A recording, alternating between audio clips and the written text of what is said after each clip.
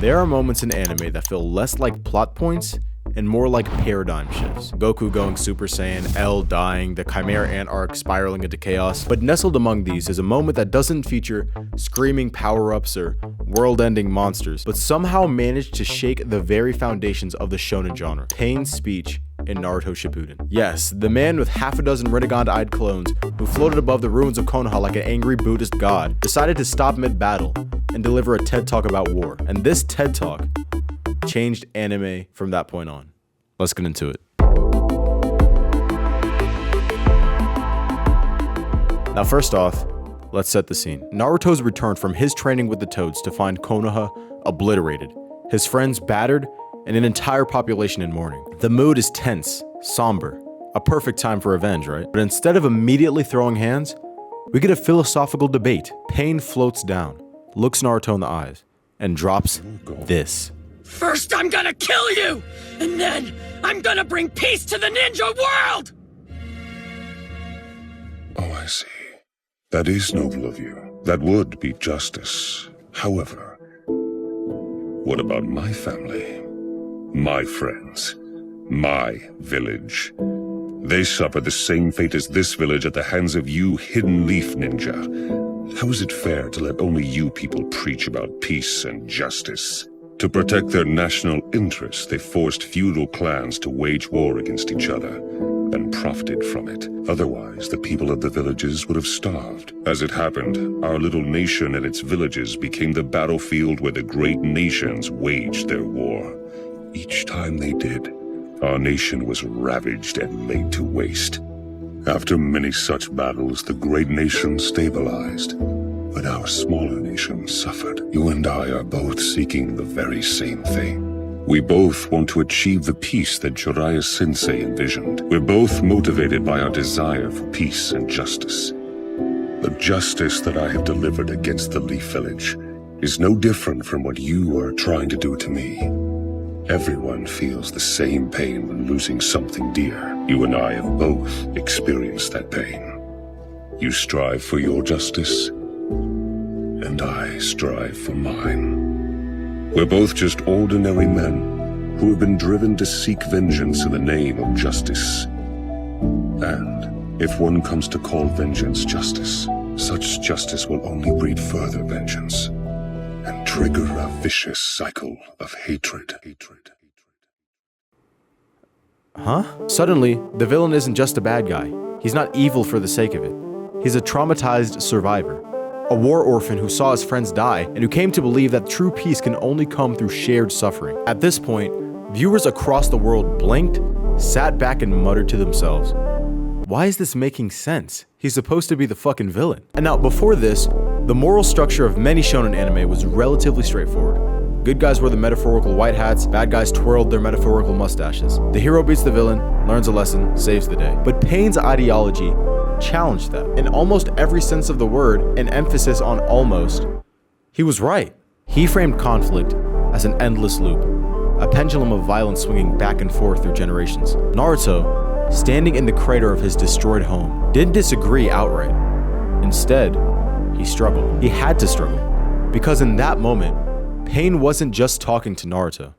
He was talking to the audience. And anime took notes. After Naruto, we started to see more villains who weren't just foils for the hero, but entire philosophies in motion. For example, Shigaraki in My Hero Academia is the consequence of society's fallings. Reiner from Attack on Titan is a soldier, not a monster. Even Muzan, or whatever, the character with like the white hat and the red eyes from Demon Slayer, has his moments of eerie vulnerability. Pain opened the door for moral ambiguity in a genre built on power of friendship punches. And anime writers walked through it with whole scripts in hand. And it's easy to forget how rare it was at the time for a shonen battle to be paused by a philosophical discussion. The genre's bread and butter was fast-paced action. Characters shouted their beliefs mid-attack. Inner turmoil was resolved with a new transformation and a louder yell. But Pain's confrontation was quiet. It was an ideological boss fight. In that stillness, the audience was invited to listen. And more than that, to think. Suddenly, anime viewers weren't just asking, will Naruto win? They were asking, is Naruto even right? And that shift gave birth to a new storytelling technique, something I like to call the conversational climax. No.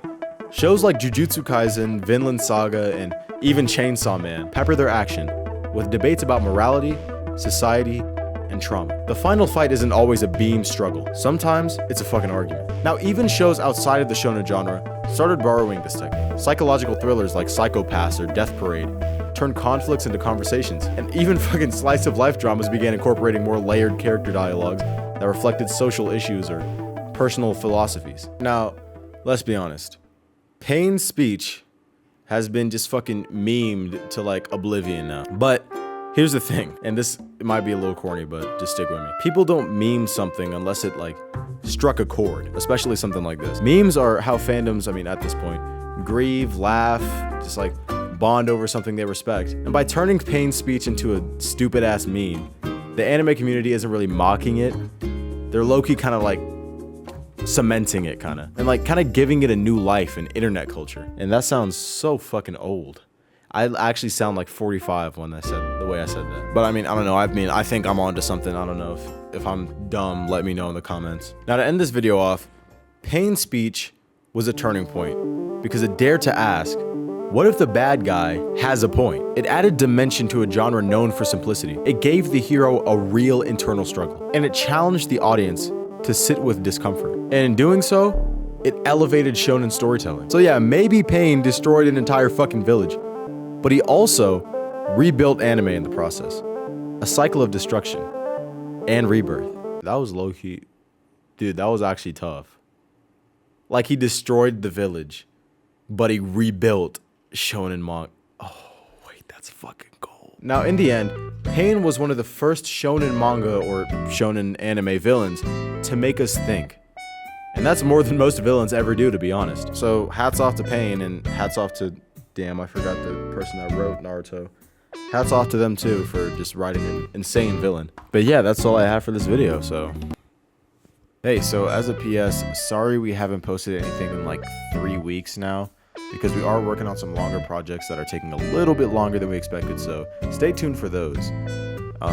We are working on getting a schedule in practice because we do love making these videos, but once summer break hits, actually, best believe that video schedule will definitely be better. And also, as a side note, if you love editing and don't necessarily love money, hit us up because we would love to work with you. Our email is in our bio, I think. So if you want to work, then hit us up. And also, that money thing was a joke. Mostly a joke. We would pay you for your work. It was an idea. Wow. What the fuck? I was supposed to say ideological. Like, it was an ideological boss fight. But I said with the idea.